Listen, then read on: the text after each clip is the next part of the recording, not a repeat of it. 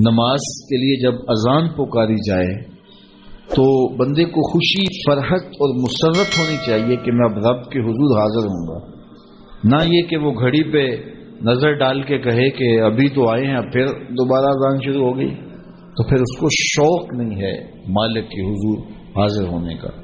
حضور علیہ الصلوۃ والسلام تو جب حضرت بلال حبشی کو نماز کے لیے اذان کا کہتے تو یہ ارشاد کرتے، ارحنا یا بلال، بلال اٹھو اور ہمارے دل کو راحت پہنچا دو۔ ارحنا یا بلال، بلال ہمارے قلب کو، ہمارے دل کو راحت پہنچا دو۔ تو یہ حضور کے قلب کی راحت، تسکین اور قرار کا سبب ہے۔ آقا کریم علیہ الصلوۃ والسلام نے معراج کی شب جہاں بہت سارے لوگوں کو عذابوں میں مبتلا دیکھا تو ایک شخص کو دیکھا، رجل مغیب فی نور العرش، کہ وہ عرش کے نور میں غائب تھا، اس کے اطراف میں نور ہی نور تھا اور وہ نور میں ڈوبا ہوا تھا۔ تو پوچھا کہ یہ کون خوش نصیب شخص ہے؟ کوئی فرشتہ ہے؟ تو جواب آیا فرشتہ نہیں ہے۔ یہ کوئی پیغمبر ہے؟ پیغمبر بھی نہیں ہے۔ تو یہ کون شخص ہے کہ جو انوار الہیہ کے حصار میں ہے اور ہر طرف نور ہی نور پھیلا ہے؟ تو جواب ملا کہ آپ کی امت کا یہ وہ فرد ہے جس میں 3 خوبیاں تھیں۔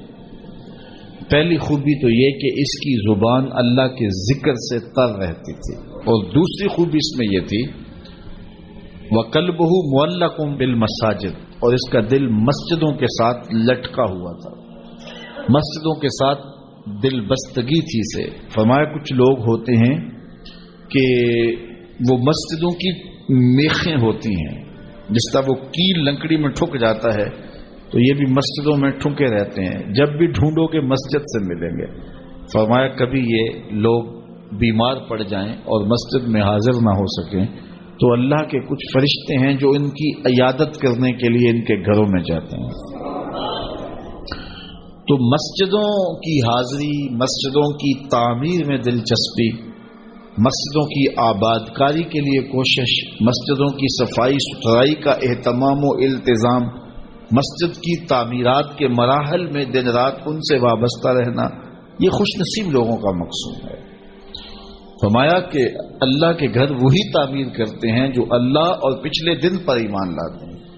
تو مسجدوں کی تعمیر یقیناً اللہ جل شانہ کی خاص رضا نصیب کرتی ہے۔ ایک روایت میں آتا ہے جس نے تتر کے گھونسلے کے برابر مسجد کی تعمیر کی، فرمایا اللہ جنت میں اس کا محل بنا رہا ہے، اللہ اس کا محل تعمیر کرے گا، اس کو محل عطا کرے گا۔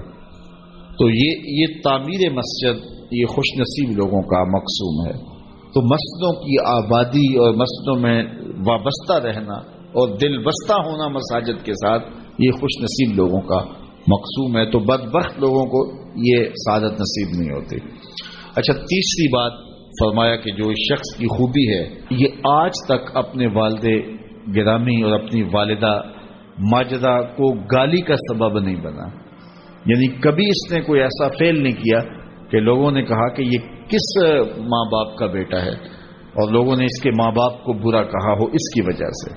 تو یہ 3 خوبیاں اس شخص کے اندر پائی جاتی ہیں، اور آج یہ اللہ کے عرش کے نور کے سائے میں اپنے آپ کو کھڑا ہوا پا رہا ہے۔ نماز پڑھ رہا تھا کوئی شخص تو مجنوں آگے سے گزرا، تو نمازی نے نماز توڑ کے اس کے منہ پہ تھپڑ مارا۔ تمہیں پتہ نہیں نمازی کے آگے سے نہیں گزرتے؟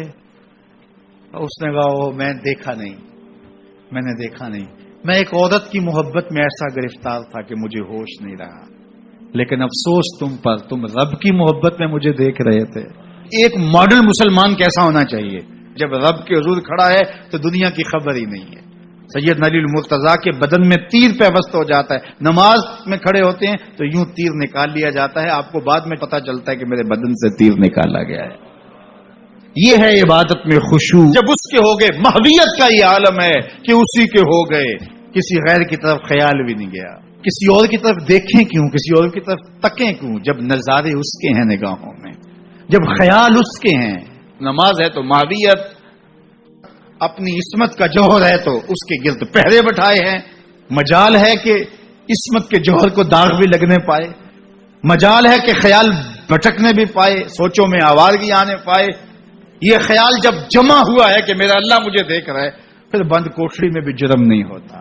آپ نہیں دیکھتے کہ سارے دروازے بند کر کے بت کے اوپر موٹا کھیس ڈال کے زلیخا بولتی ہے تلک یوسف آ جاؤ نا، اب تو کوئی نہیں دیکھ رہا. کالا معاذ اللہ.